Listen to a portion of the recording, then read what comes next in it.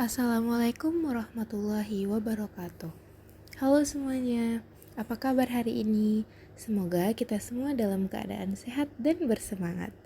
Saya Aurelia Azahra dengan NIM 230465051 dan teman-teman saya yaitu Arisya dengan NIM 230181152 dan Devi Hartania dengan NIM 230661023.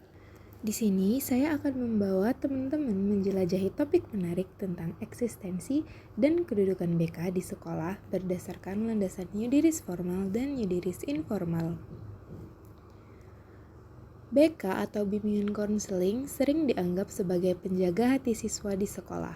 Tapi, tahukah teman-teman bahwa eksistensinya tidak hanya didasarkan pada perasaan atau kebutuhan belaka?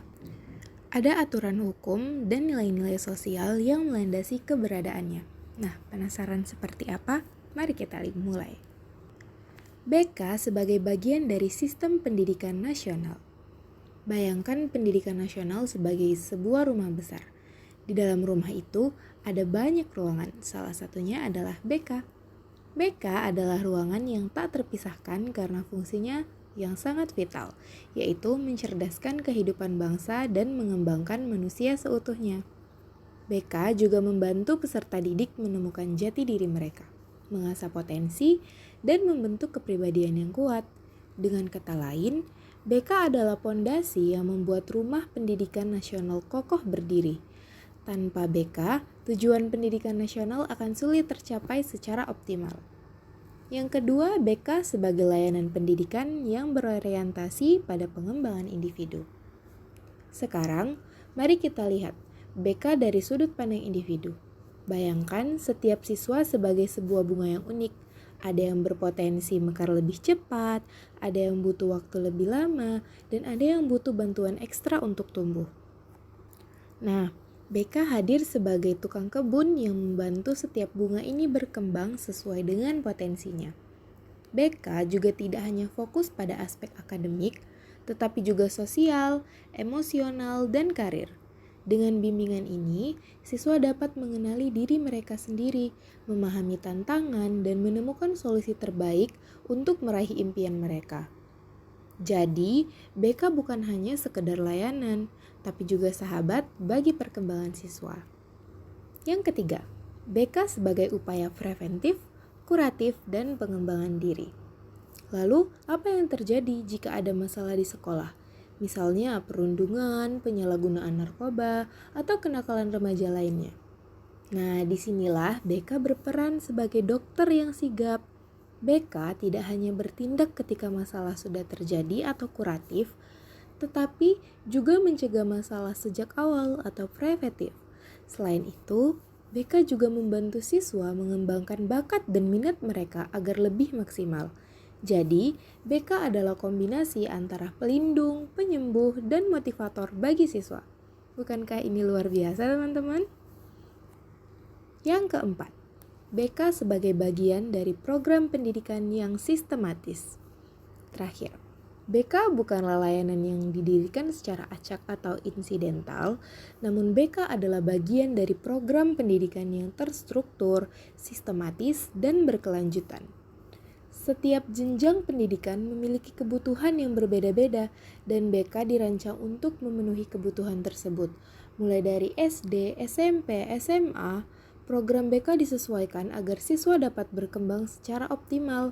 Jadi, BK adalah bagian integral dari kurikulum pendidikan yang tidak bisa diabaikan.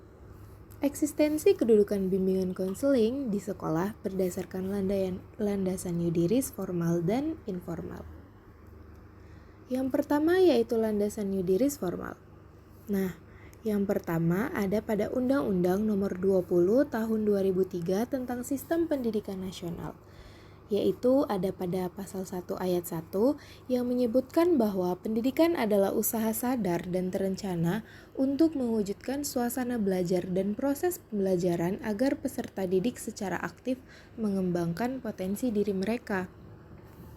Yang kedua, dari pasal 3 yang menegaskan bahwa tujuan pendidikan adalah mengembangkan potensi peserta didik agar menjadi manusia yang beriman, bertakwa, berakhlak mulia, sehat, berilmu, cakap, kreatif, mandiri, dan menjadi warga negara yang demokratis, serta bertanggung jawab.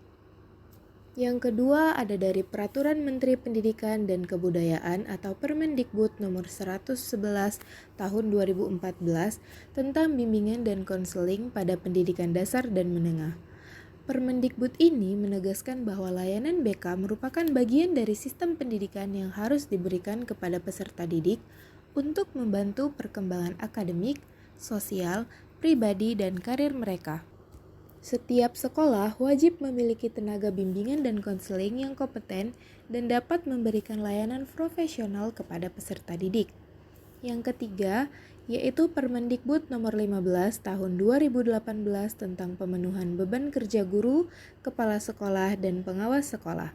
Nah, dalam peraturan ini disebutkan bahwa guru BK memiliki beban kerja yang mencakup layanan bimbingan, konsultasi, dan pengembangan program BK di sekolah.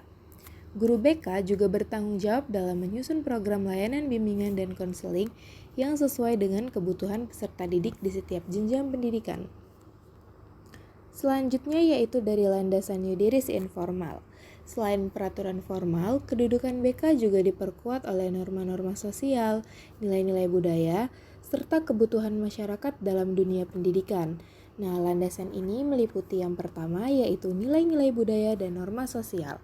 BK memiliki peran dalam membangun karakter peserta didik agar sesuai dengan norma dan nilai yang berlaku di masyarakat.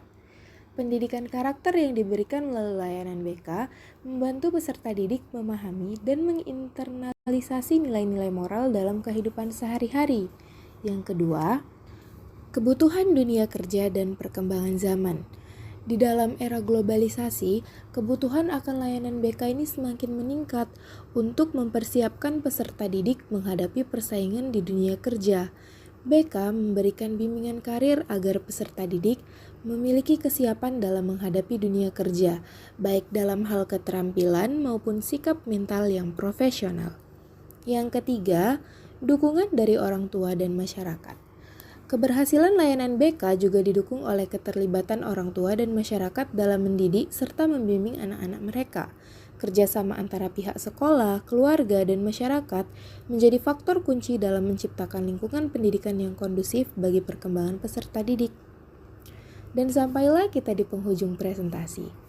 Melalui paparan tadi, saya berharap teman-teman semakin memahami bahwa BK ini bukan hanya sekedar layanan tambahan di sekolah, melainkan sebuah sistem yang memiliki pijakan kuat baik dari segi hukum maupun nilai-nilai sosial. Terima kasih banyak atas perhatian teman-teman semua. Semoga presentasi ini memberikan inspirasi dan wawasan baru. Jika ada pertanyaan atau tanggapan, kami siap mendengarkannya. Mari kita akhiri dengan senyuman dan semangat untuk terus mendukung eksistensi BK di sekolah-sekolah kita. Sampai jumpa. Assalamualaikum warahmatullahi wabarakatuh.